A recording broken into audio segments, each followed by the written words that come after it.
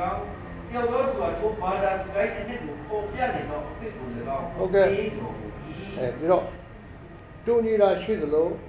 အကြံတော်ထဲမှာကိုမတူညီတာရှိတယ်ဘာပြောလဲဒီလားတယောက်နဲ့တယောက်ကျွန်တော်တို့ကသူမရှိရင်ငါမဖြစ်ဘူးဆိုတာသိဖို့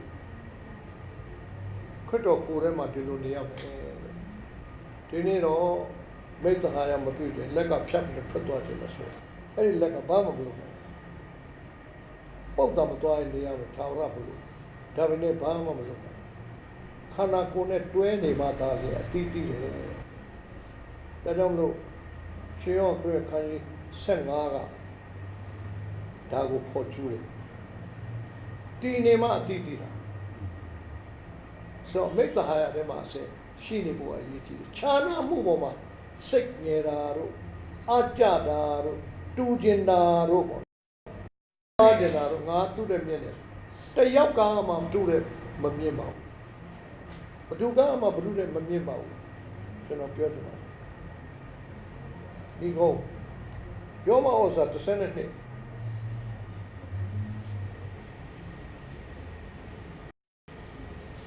အငယ်9ကနေဖတ်ပါမယ်ထို့သူများဖြစ်သောငါတို့သည်ခရစ်တော်နှင့်တကိုယ်တည်းဖြစ်၍အတိအအင်္ဂါချင်းဖြစ်ကြ၏ဟုတ်ကဲ့ထို့ပြီးတော်မူသောကျေးဇူးအတိုင်းငါတို့သည်အတိအပြားကြသောဆုများကိုခံရသည်ဖြစ်၍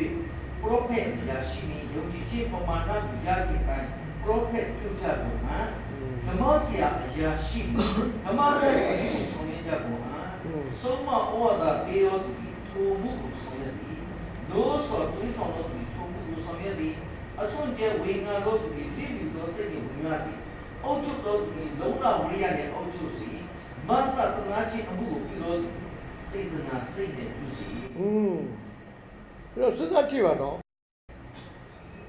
အားလုံးကလေတမို့သိရှိတာပဲဒါမဲ့တခါလေကျွန်တော်တို့ကသူမှပဲတော်တယ်လို့ထင်တာပေါ့နေရာလေးလို့ဖြစ်တယ်မရှိရင်မဖြစ်ဘူးတဲ့ငါမရှိရင်မရှိဆိုမရှိပါဘူးလုံးဝမရှိပါဘူးကျွန်တော်ပြောပြမယ်ကျွန်တော်တက်တော့အင်္ဂတေရီတော်မြင့်မြတ်ရဲ့ခင်မွန်းတယ်အင်္ဂတေရီကတရားဟောဆရာကြီးမဟုတ်ဘူးဘာသာပိုင်းမှာတိတ်ပြီးတော့ထင်ရှားအောင်လုပ်မပြအောင်ဒါပေမဲ့ဘုရားတခင်ကဒီခန္ဓာကိုယ်ထဲမှာထည့်ထားတဲ့အတွက်ကြောင့်ကျွန်တော်သားဝေထွန်းဟာဒီကနေ့ဝေထွန်းဒီနေ့လူဖြစ်တယ်သူမှသိမှာမဟုတ်ဘူးเนาะကျွန်တော်ပြောပြတယ်ကျွန်တော်သားဘယ်လိုဖြစ်လဲဆို၄တန်းမှာလက်မှုပညာတော်ဝါဒနာပါတယ်ကျွန်တော်ငယ်ငယ်တုန်းကလည်းတူတယ်သူကလေဟိုမျက်တောင်လေးတွေလှုပ်ရောင်းတယ်သူပတ်စံသူရှာတယ်ဟိုအဲ့ဒီအရွယ်လေးသူရှာတယ်ငှက်မွေးတယ်ငှက်ရောင်းစားတယ်ပူးမွေးတယ်ပူးရောင်းစားတယ်ဒါသူ့မဟုတ်ဘူးသူရှာတယ်သူကတခုမဟုတ်တခုလုံးနေတဲ့ကလေးဖြစ်တယ်ကျွန်တော်ကမသားတွေချတော့ခေါင်းဆက်တကယ်ဆက်တာတော့လောနဲ့ဘာနဲ့တိုက်တကယ်ဆက်တာပြီးမှထဲပဲကျွန်တော်ကားခေါင်းမိုးမှာထဲပဲကျွန်တော်မသားချတာအဲ့ဒါသားသဘောကျတယ်အဖေကကျွန်တော်စာမတင်တော့ဘူးတဲ့လောက်ပါရောဒုက္ခများရတာဘာဖြစ်လဲသားကျွန်တော်လေးတော့အောင်တော်ပြီးတယ်အဖေနဲ့ကျွန်တော်အမှုတော်ဆောင်လို့ခေါင်းဆက်လို့သူခေါင်းဆက်လို့စိတ်တခါတည်းဝစားသွားပြီကျွန်တော်စဉ်းစားတယ်ဒီကလေးကဘယ်လုပ်မလဲငါကပုံသက်တရားဒီလိုဖြစ်နေတယ်ဟာဘယ်မဟုတ်ပါဆိုရင်သူလေအောက်တက်နဲ့နော်ဖြစ်မှာပဲပြောပြမယ်ဒီတော့ကလို့ကျွန်တော်ကဆူတောင်းတယ်ဒီကလေးကိုဘယ်လိုများလုပ်ရမှာမလဲသူက very serious သူကအမတန်တစ်ခုဆိုအမတန်စိတ်ပြတ်ထားတယ်သူကနော်သူတကယ်ကြောက်ထွက်ဖို့သူစိတ်ထဲမှာကူးနေပြီသူလုံးနေပြီ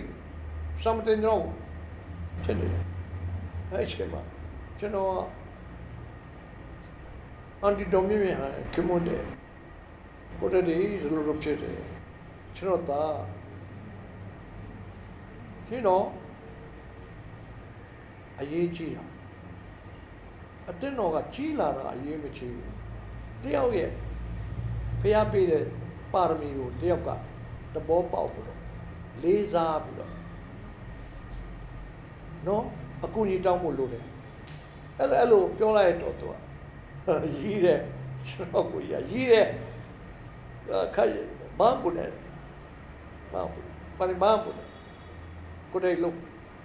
ဟုတ်တယ်ကျွန်တော်လည်းစိတ်ချတယ်ဆူတောင်းပြီးအထားအဲ့တော့သူကဘာလို့လဲကျောင်းပိတ်အောင်စောင့်နေနော်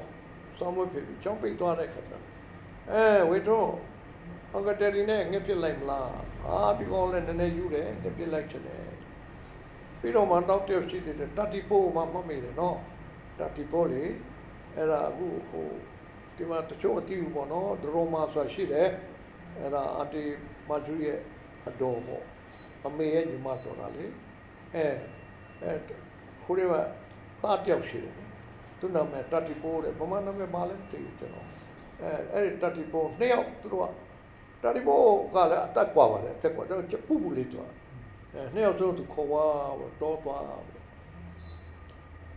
တနငါးလက်လာ6လက်လက်တဲသွားတယ်ဒုက္ခခံသွားတာသူများကြည့်ရင်တော့ဝါဒနာနဲ့သွားတာမဟုတ်ဘူးသူသွားတာအကြောင်းရှိတယ်ဘုရားသခင်ရဲ့တမိုးထားမှုလေးတွေပြောချင်တာပါနော်ချမ်းသာပေမဲ့တိတ်တမိုးကြည့်တဲ့အကြောင်းနဲ့ပြောချင်တာအဲ့တော့ဟိုရောက်တော့တယောက်ကတနတ်တလက်ပေးလိုက်မိုးစိုးတွေခေါ်ရတာပြေးလာတာမိုးစိုးတွေကတနတ်မရှိဘူးတနတ်တော့ပြစ်တတ်တယ်တနတ်မရှိဘူးသူ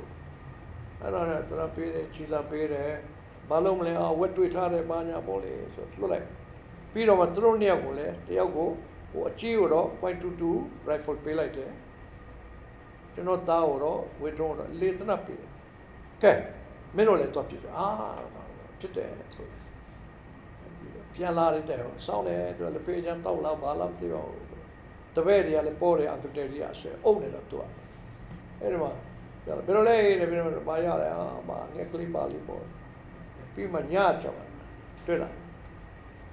နော်မကြည့်လိုက်ဘာလုပ်လဲလုပ်ပြီမသိဝေထုံးမသိကျွန်တော်ပြောထားတာမသိမကြည့်လိုက်ဘာလုပ်လဲတိတ်မဖြေဘူးအဲ့ဒါဒီမှာတိတ်ကြီးကြည့်တယ်နော်တိတ်ကြီးကြည့်တယ်အကတဲဒီလေဒီဝါဒနာတိတ်ပါလားဝါဒနာဒါမှမဟုတ်ဝါဒနာနဲ့ပညာနဲ့ဆိုင်ဘူးဆိုပြီးတော့အဲ့လိုလေးလုပ်ကြည့်လူကြီးခိုင်းတာကြည့်တော့ပြယူလာရတယ်နော်ချက်ချုပ်ပြရတယ်အင်တဲဦးမယ်ဘာပဲဒီလားပညာရှိလို့ပညာရှိရင်ကိုဝါဒနာပါရလို့ရတယ်သူများကိုလည်းမသလို့ရတယ်ဆိုအဲ့လိုပြောပြီးမှမင်းတို့လေစံပွဲအောင်လို့နော်အနေလေးတက်ကတူရောက်အောင်လို့နော်ဘာညာပေါ့နော်သူအဲ့လိုဖြောင်းပြကြောင်းထွက်မဲ့စကားမပါလာတော့ဆိုတော့ဒီနေ့သူကကြောင်းဆက်တက်ပြီးတော့ဘွဲတွေဘာတွေရပြီးမှဒီနေ့တော်တော်အောင်မြင်ရှိခွာရေးသမားလေးတယောက်ဖြစ်သွားတာနှမရဲ့အဖေရဲ့ပုံသက်တွေကတပိုင်းကောင်းပေမဲ့ခလေးအတွက်ချော်တတ်တယ်လို့ပဲဒီနေ့ကျွန်တော်တို့ဟာတယောက်နဲ့တယောက်ဒီဆက်ဆံရေးဝတ်တယ်နော်ဒါ interpersonal relationship ခေါ်တာပေါ့နော်ကျွန်တော်အဲ့ဒါကိုပဲအထူးပြောနေတာပါဒီမှာနော်ကွာတာပေါ့အတူမခိုးပါနဲ့တယောက်နဲ့တယောက်တူတာမှမဟုတ်ပဲနဲ့နော်ဟုတ်လားကိုတယောက်လည်းအသားလေးဖြူလေးပြည့်ကျင်တော့ရှာကေကြရသူကရှာအဖေမေရှာပြီးတော့ကြံမွေးမှဖြူမှ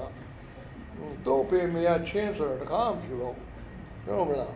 ဘာဆိုင်တာလဲသူကသူမေးတယ်သူဖြူပါဆိုင်နော်ပြောနေတာတော့မနေ့ဘုရားသခင်သူ့သုံးတာကိုလည်းနဲတာမဟုတ်ဘူးကျွန်တော်တို့အတီးတီးကိုအစွမ်းကုန်ဘုရားသုံးနေဖို့အရေးကြီးတယ်သုံးခြင်းခံရတဲ့လူတိုင်းကဘုံထင်ရှားစေတယ်ဒါပြောတယ်ဟုတ်မလားအဲ့ဒါတင်းတော့ကဘုရားသခင်ရှေ့မှာတင်းအုပ်တဲ့နော်မနှိမ့်ဘူးဆိုတာမှတ်ထားပါဘုရားသခင်တွေ့အမှန်အဖို့တန်တဲ့လူပဲတင်းသားတယောက်စီဟာဘုရားသခင်ရှေ့မှာဖို့တန်တယ်အတင်းသားစိတ်ရှိရပေါ့ဘာပဲဒီလားအတင်းသားစိတ်ဆိုတာအတင်းတော်မှာသစ္စာဖို့ဘူးအတင်းသားချင်းချင်းဘာလို့လဲကြည့်တတ်တဲ့မျက်စိနဲ့အတင်းသားစိတ်အဲ့ဒါပြောတာနော်ဒါကြောင့်မလို့ပါကျွန်တော်တို့ရထားတဲ့ဟာကချားနေတယ်အတင်းကြတူအောင်လိုက်မလုပ်ပါနဲ့ ဗမာစကားရှိပါတယ်ဖားတုလို့ခရုခုံရင်လည်းဖင်ကျွတ်သွားလိမ့်မယ်သူအရှိန်နဲ့ကြတော့ခရုရဲ့ခုံလေးပါလေးကျိုးသွားတော့ဗောနော်ဒီနေ့စိတ်အဆင်းရဲဆုံးကဒါပဲကြီးကန်းကခိုးဖြစ်ခြင်းနဲ့တောင်းဖြစ်ခြင်းနဲ့အဲ့လိုလေးတွေခိုးနဲ့ဂျိုးတောင်မတူဘူးဖြစ်ခြင်းလို့ဖြစ်ခွင့်မပေးပါဘူးဒါမှမဟုတ်နှစ်ကောင်စလုံးကိုလှပါတယ်သူ့ဟာနဲ့သူ့ဖို့တတ်ပါတယ်ဆိုရင်ဖြင့်အားလုံးဟာအတင်းတော်မှာဒီစိတ်ကိုထားပါဘုရားသခင်ကတော့ဒါကြောင့်မလို့ရုပ်ဝါဒနဲ့လူများရှေ့မှာတက်တည်ထူဖို့ခြားထားတာကိုလိုက်မတူခြင်းပါနဲ့တိတ်ခါရရဆရာလည်းမဖြစ်ချင်ကြသမ်းပါနဲ့ကျွန်တော်ပြောတိတ်ခါရှိခြင်းကြပါလို့ကျွန်တော်ကအားပေးခြင်းနဲ့နော်ဘုရားသခင်နဲ့တဘာဝချင်းတူလို့ဘုရားစကားကိုသာနားလည်အောင်တော့ကြိုးစားပါဘုရားစကားကိုနားမလည်ရင်တော့တွေ့ကြဖြစ်တတ်တယ်တွေ့ကြဖြစ်ဒါကြောင့်မလို့ထူးခြားသောဘာသာစကားယုံကြည်ခြင်းနဲ့ပဲကြားတယ်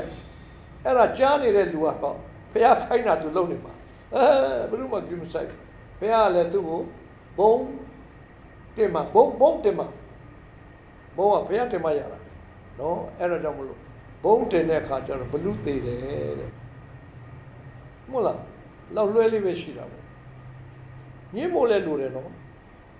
ဒါဝိဒ်ကလည်းညင်းတတ်တယ်နော်သူနဲ့မပတ်သက်တာသူမသုံးဘူးတာ